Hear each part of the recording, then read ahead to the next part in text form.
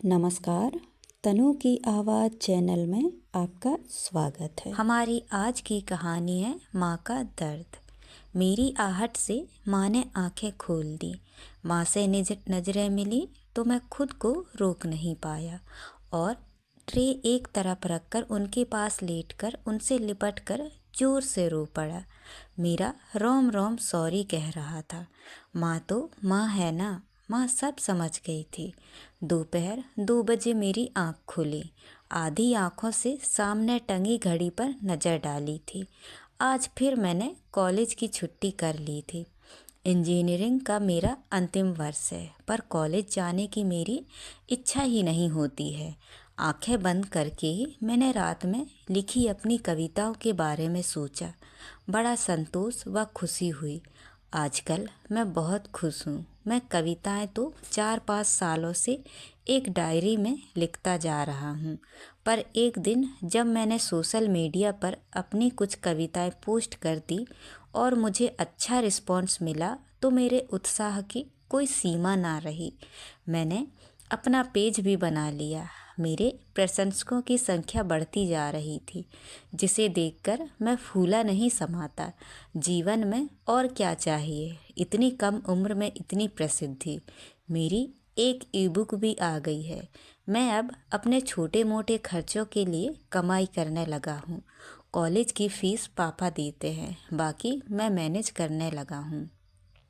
माँ हैरान है मेरी प्रतिभा से। रोज़ जब वे उठती हैं तो मेरी रात में लिखी कविता पढ़कर खुश हो जाती हैं। पापा इंजीनियरिंग पूरी करने के लिए बहुत दबाव डाल रहे हैं, पर मेरा मन तो अब कविताओं में ही रमता था। कुछ साल पहले मैंने इन सब की कल्पना भी नहीं की थी। मुझसे 5 साल छोटा मेरा भाई आनंद जब कहता है कि अमित भैया आपके पेज को कितने लाइक्स मिल चुके हैं, कितने फैंस हैं आपके, तो मैं गर्व से तन जाता हूँ। मैंने लेटे लेटे फ़ोन पर फेसबुक खोला। वाह, रात 3 बजे कविताएं पोस्ट करके सोया था। इतने लाइक्स और कमेंट्स आए हैं कि मैं खुशी से झूम उठा। मैं माँ को बताऊँगा, कितनी खुश होंगी।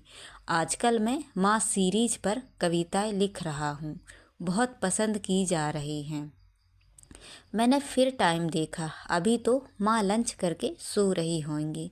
मैंने अपना मेल भी चेक किया। यह क्या, माँ ने मुझे मेल लिखा है, वो भी इतना लंबा। पर क्यों? दूसरे बेडरूम में लेटी माँ को मुझे मेल भेजने की क्या ज़रूरत है? माँ भी ना आजकल बीमारी में लेटे लेटे बोर हो रही होंगी। कुछ भी लिख दिया होगा, पढ़ता हूँ।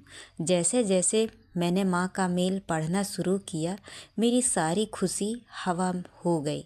मैं बेड से उठकर बैठ गया। लिखा था, सुबह नहाकर निकली, इतने में ही थकान हो गई थी। बेड पर लेटकर आज उदास मन से बहुत कुछ सोचती रही। बहुत अजीब सी तबीयत है।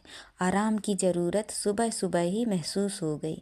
दिल की मरीज हो गई हूँ। अब अपना ध्यान भी खुद ही रखना पड़ता है। 46 साल की उम्र में दिल धोखा दे जाएगा, यह कब सोचा था। मैं तो इतनी फिट थी कि अपने स्टेमिना पर खुद ही हैरान हो जाती थी। अब लेटी दो तो पिछले महीने की वो रात फिर याद आ गई, जब रात 1 बजे सांस लेने में परेशानी हो गई थी। एक चीख सी निकली थी तो बराबर में सोई सुशील की भी आंख खुल गई थी। उस दिन मौत मुझे छूकर गुजर गई थी। महसूस किया था मैंने। सुशील और तुमने फौरन हॉस्पिटल पहुंचा दिया था। सांसें अभी लिखी थी तो बच गई हूँ फिलहाल, पर कितने दिन पता नहीं। रिपोर्ट्स देखकर तो सब हैरान ही रह गए थे कि मेरा हार्ट सिर्फ 30% काम कर रहा था।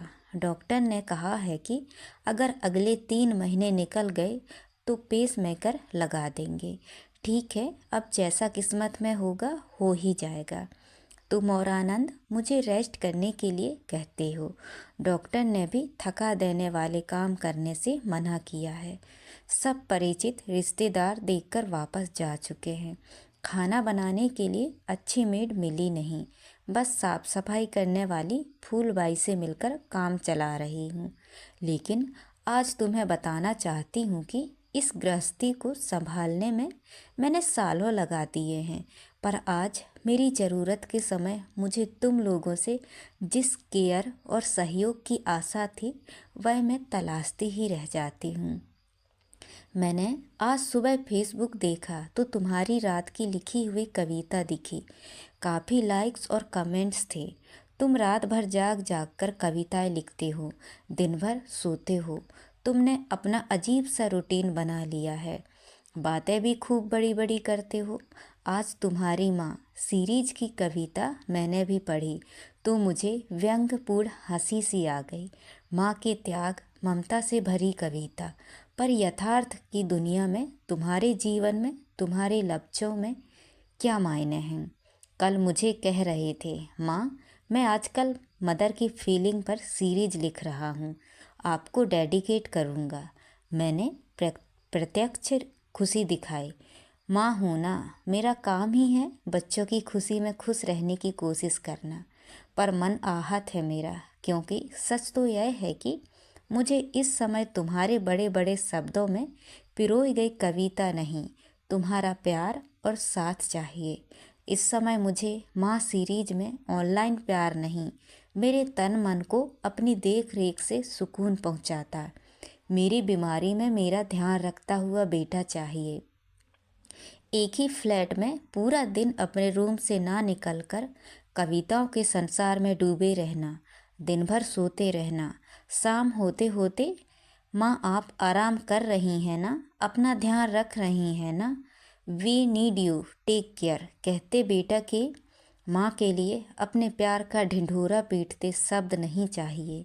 मुझे इस समय उभरते प्रतिभावन कवि को दरकिनार रखकर एक बेटे की देखरेख चाहिए, जो यह देख ले कि मैं नहाकर निकली तो कितनी थकी हुई थी, मुझे कुछ फल या जूस दे, मेरे हाथ से मेरा टॉवेल लेकर तार पर टांग दे, मुझे ज़बरदस्ती लिटा दें।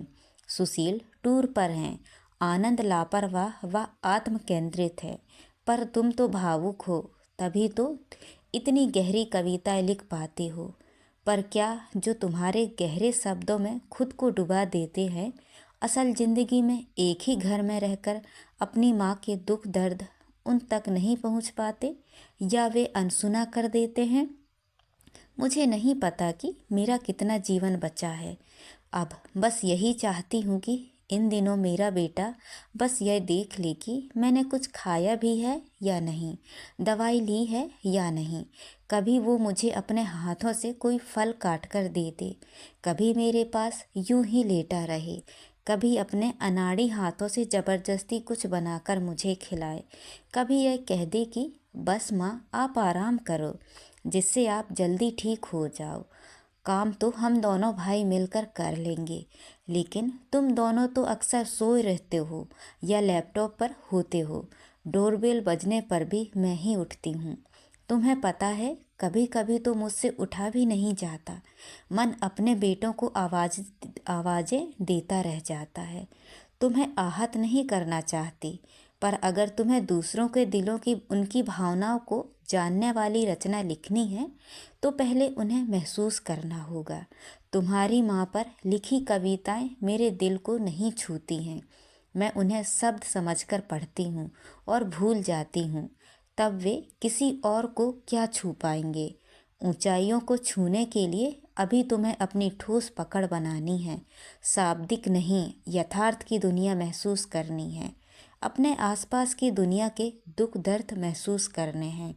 क्या तुम्हारे शब्द पाठक को छू पाएंगे जब तुम्हारी अपनी अस्वस्थ माँ अपनी कोमल भावनाओं को तुम्हारे साथ बांटने का इंतजार करती रह जाती हैं?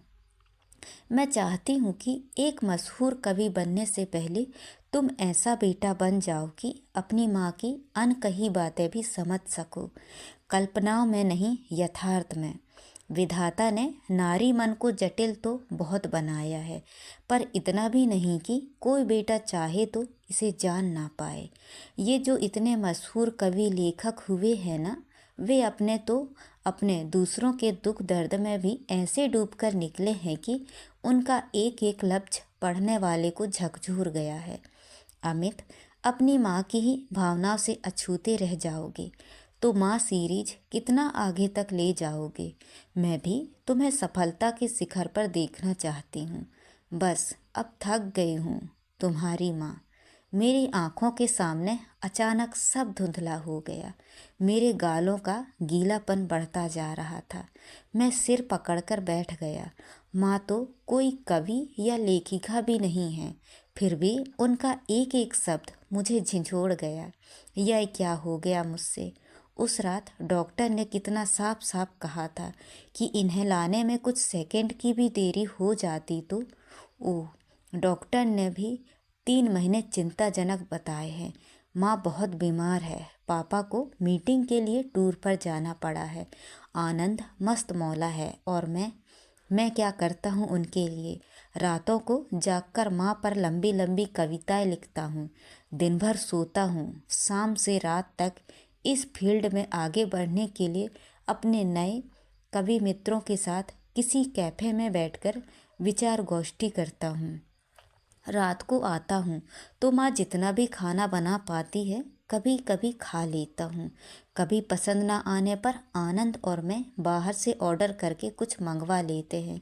माँ थकी सी वह खाना उठाकर फ्रिज में रख देती है और शायद अगले दिन वही खा लेती है। मैं शर्मिंदगी के अथाह सागर में डूबता जा रहा था। माँ को तो आराम करना है, पर कैसे करेंगे वे आराम। मैं उनका हालचाल पूछकर अपनी कविताओं में डूब जाता हूँ। क्या कर रहा हूँ मैं। एक ही फ्लैट के दूसरे बेडरूम में लेटी अपनी अस्वस्थ माँ से इतना दूर हूँ मैं कि आज उन्हें अपने मन की बातें शेयर करने के लिए मुझे मेल लिखना पड़ा। लानत है मुझ पर। मैंने बराबर में सोए आनंद पर नज़र डाली।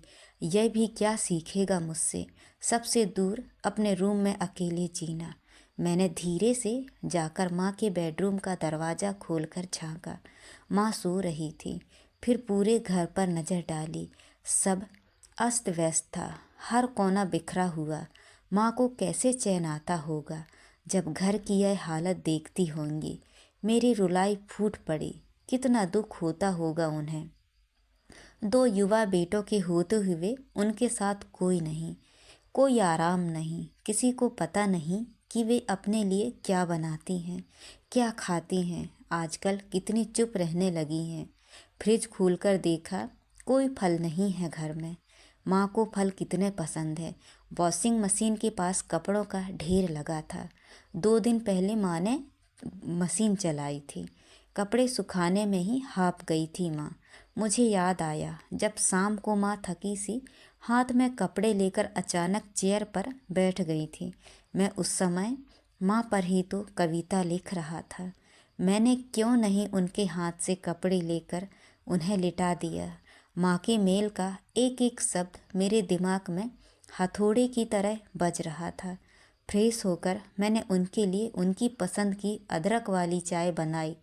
पहली बार इस बीमारी में उनके लिए कुछ किया।